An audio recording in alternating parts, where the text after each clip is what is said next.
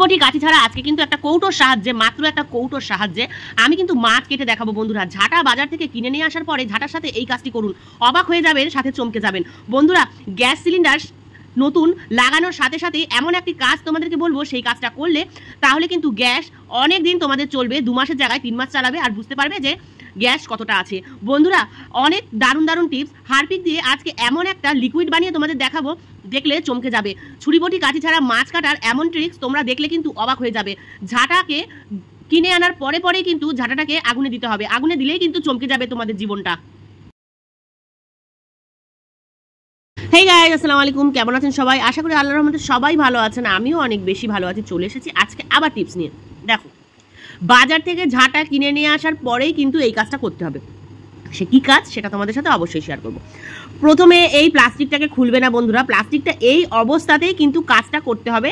3টে টিপস তোমাদেরকে বলবো ঝাঁটা নিয়ে, তোমরা দেখবে অবশ্যই তোমাদের কাজে লাগবে।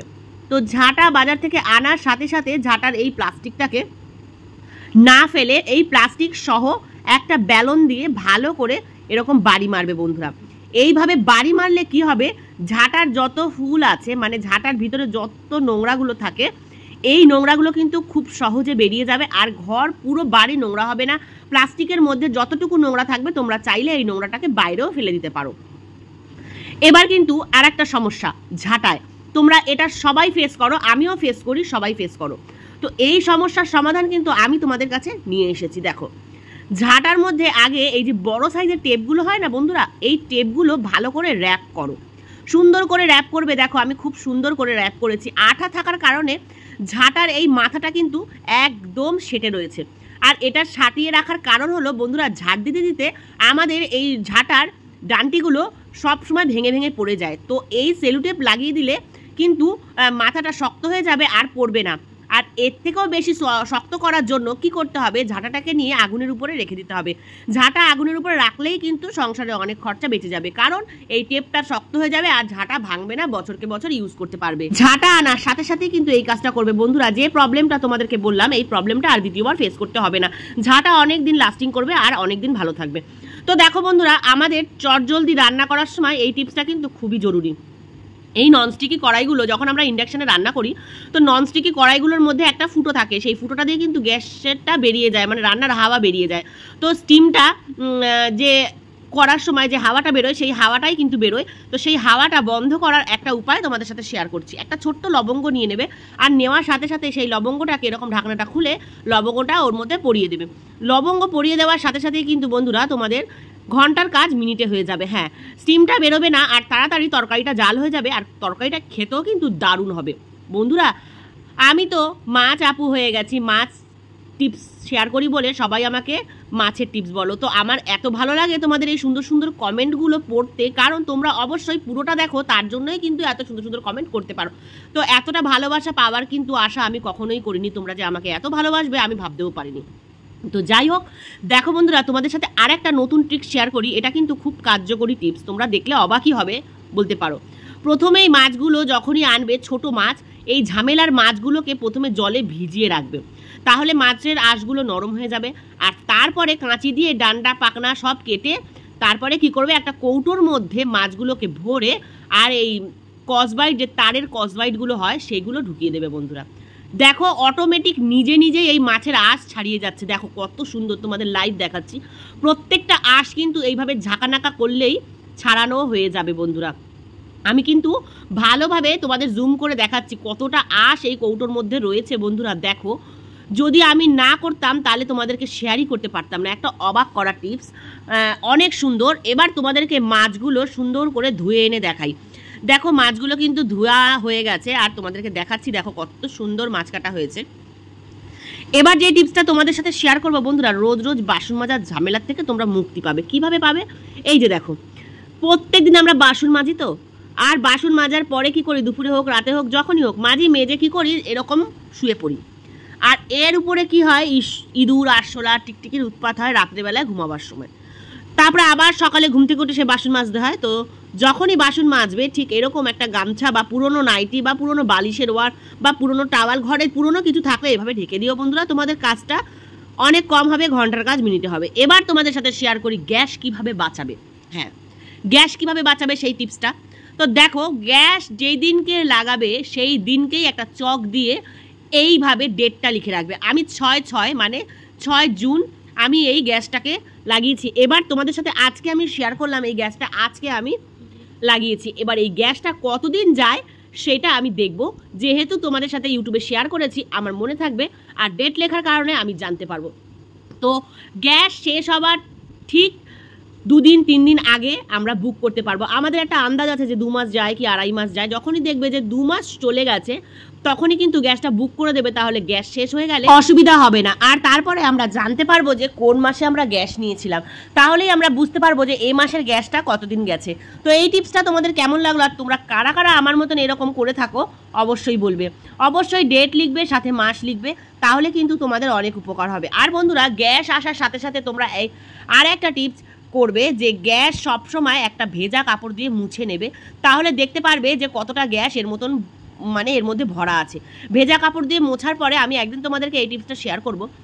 মোছার পরে যতটুকু ভেজা থাকবে ততটুকুই গ্যাস আছে, আর যতটুকু শুকিয়ে যাবে ততটুকু গ্যাস নেই। টিপসটা ফলো করতে পারো। তো বন্ধুরা, চা পাতা কিন্তু রোজই আমাদের ঘরে এরকম হয়, চা পাতা কিন্তু রোজই লাগে, চা কিন্তু রোজই খাওয়া হয়। তো কালকে তোমাদের সাথে ফার্নিচার পলিশিংয়ের টিপসটা শেয়ার করেছিলাম, তার জন্য কিন্তু আমার এতটা চা পাতা খরচ হয়েছিল। তো এই চা পাতা দিয়ে কিন্তু তোমাদের সাথে একটা ধামাকাদার টিপস শেয়ার করব। দেখো, চা পাতার মধ্যে নিয়ে নেবে বন্ধুরা 2 থেকে 3 চামচ বেকিং সোডা। হ্যাঁ, চা পাতার মধ্যে নিতে হবে 2-3 চামচ বেকিং সোডা। আর এই বেকিং সোডা আর চা পাতা দিয়ে কী কী কাজ করবে সেটাও তোমাদেরকে বলবো। এবার নেবে এর সাথে 2 চামচ মতন ভিনিগার। আর দেখো, ভিনিগার আর বেকিং সোডা দেওয়াতে কীরকম একটা বাবলস তৈরি হয়েছে, ফেনা মতন হয়ে গেছে দেখো। আর এরপরে এটার মধ্যে কিন্তু আরও একটা জিনিস অ্যাড করব, যেটা অ্যাড করবো সেটা দেখলে তোমরা অবাক হয়ে যাবে। এই চা পাতা, ভিনিগার আর বেকিং সোডার সাথে নিয়ে নিতে হবে 2 থেকে 3 চামচ হারপিক। হ্যাঁ বন্ধুরা, হারপিক দিয়ে কি করব, মানে এই লিকুইডটা দিয়ে আমরা কি করব সেইটা তোমাকে শেয়ার করি। দেখো, রাত্রেবেলায় শুতে যাওয়ার সময় এই কাজটা করতে হবে। বেসিংয়ের মধ্যে বন্ধুরা ঠিক এইভাবে এই রেমেডিটাকে দিয়ে দিতে হবে। এটা দিলে কি হবে সেটা বলছি। হারপিক, বেকিং সোডা আর ভিনিগারের কারণে পাইপ যে জাম হয়ে যাচ্ছিল বারবার, সেই জামটা কেটে যাবে। ঠিক, এরপরে চা পাতা দেওয়ার কারণে এর যে ব্যাড একটা স্মেল আছে বেসিংয়ের, সেই ব্যাড স্মেলটা কিন্তু চলে যাবে। আর এই 4টে উপকরণ দিয়ে বেসিংয়ের মুখটা আটকানো থাকলে কোনো পোকামাকড় ঘরের মধ্যে প্রবেশ করতে পারবে না। তো বলো, টিপসটা কেমন লাগলো? এইভাবে কিন্তু প্রতিদিন রাতে যদি করতে পারো বন্ধুরা, পাইপ কিন্তু কোনো দিন জাম হবে না, পাইপ সব সময় পরিষ্কার থাকবে। আর সকালে ঘুম থেকে উঠেই গরম জল দিয়ে এই বেসিনটাকে ধুয়ে নিতে হবে। তো দেখো, আর একটা টিপস তোমাদের সাথে শেয়ার করি বন্ধুরা। রাত্রিবেলায় ফ্রিজ অবশ্যই পরিষ্কার করে শোবে, কারণ এই তরকারির দাগগুলো কিন্তু এই সাদা ফ্রিজের কভারের মধ্যে লেগে যায় আর সহজে উঠতে চায় না। ফ্রিজটা অবশ্যই পরিষ্কার করে শোয়া দরকার। এরপরে বর্ষা বাদলের দিনে বন্ধুরা এই টিপসটা তোমরা অবশ্যই ফলো করবে। কি টিপস সেটা বলি। এই যে দরজার নিচে দেখবে একটা ফাঁক থাকে, সেই ফাঁক দিয়ে কিন্তু অনেক দুর্ঘটনা ঘটতে পারে। কি দুর্ঘটনা বলছি। আমার বাড়িতে কতদিন আগে, আমাদের কিন্তু একদম রোডের উপরে বাড়ি, তারপরও বাচ্চা সাপ একটা ঢুকে গেছিলো, তোমাদেরকে শেয়ার করা হয়নি। তো রাত্রেবেলায় অবশ্যই এরকম পা পোছা দিয়ে মুখগুলোকে আটকে দিয়ে ঘুমাবে, যাতে কোনো পোকামাকড় রাত্রেবেলায় ঘর দিয়ে প্রবেশ করতে না পারে। টিপসটা কেমন লাগলো অবশ্যই বলবে। এরপরে তোমাদেরকে শেয়ার করি, টেবিলের মধ্যে অনেক ফল আমরা কিন্তু রেখে থাকি। যখন ফ্রিজে রাখি তখন ফ্রিজে রাখি, কিন্তু যখন টেবিলে রাখা হয় বেশি ফল আনলে আমরা কি করি, রাত্রেবেলায় শুয়ে পড়ি। আর তখন কি হয়, রাত্রেবেলায় এই টিকটিকি আশরা ইঁদুর কিন্তু চলাফেরা করে, আর সকালে ঘুম থেকে উঠে বাচ্চারা কিন্তু খাওয়া শুরু করে। তো অবশ্যই রাত্রেবেলায় কিন্তু একটা টাওয়াল দিয়ে ফলগুলোকে ঢেকে রাখবে। এবার দেখো বন্ধুরা, ইন্ডাকশান ওভেনের যে উপরে কাঁচটা থাকে এটা কিন্তু অনেকটাই পাতলা থাকে। তো ইন্ডাকশান ওভেনের উপরে অনেকেরই কাঁচ থাকে, আমারটায় কাঁচ নেই, কিন্তু তবু এটা কিন্তু ভেঙে যাওয়ার চান্স আছে। এটার মধ্যে শক্তই কাঁচ থাকে, তো ভেঙে যায়। তো এটার মধ্যে ডবল টাওয়াল দিয়ে রাখবে, এই কারণে রাত্রিবেলায় কখনো কিছু যদি পড়ে যায় তো ভাঙবে না। আর দ্বিতীয় কথা, কোনো টিকটিকি আরশোলা ইঁদুর এর উপরে চলাফেরা করতে পারবে না। সকালে ঘুম থেকে উঠবে যেমনটা পরিষ্কার করে রেখেছিলে সেরকমইটা থাকবে। এরপরে দেই মিক্সার গ্রাইন্ডার। বন্ধুরা, রাত্রেবেলায় মিক্সার গ্রাইন্ডারের উপর থেকে কিন্তু অনেক টিকটিকি ইঁদুর আরশোলা এরা হাঁটাচলা করার পায়খানা করে রেখে দিয়ে যায়, এতে কিন্তু মিক্সার গ্রাইন্ডারটা খারাপ হয়ে যাওয়ার চান্স থাকবে। তো মিক্সার গ্রাইন্ডার অবশ্যই তোমরা ঢাকা দিয়ে রাখবে, এরকম বাসন ঢাকা দিয়ে রাখবে, রান্না করার পর বাসন মেজে অবশ্যই ঢাকা দিয়ে রাখবে, তাহলে কিন্তু সকালবেলায় ঘুম থেকে উঠে তোমাদের এক্সট্রা কোনো কাজ করতে হবে না।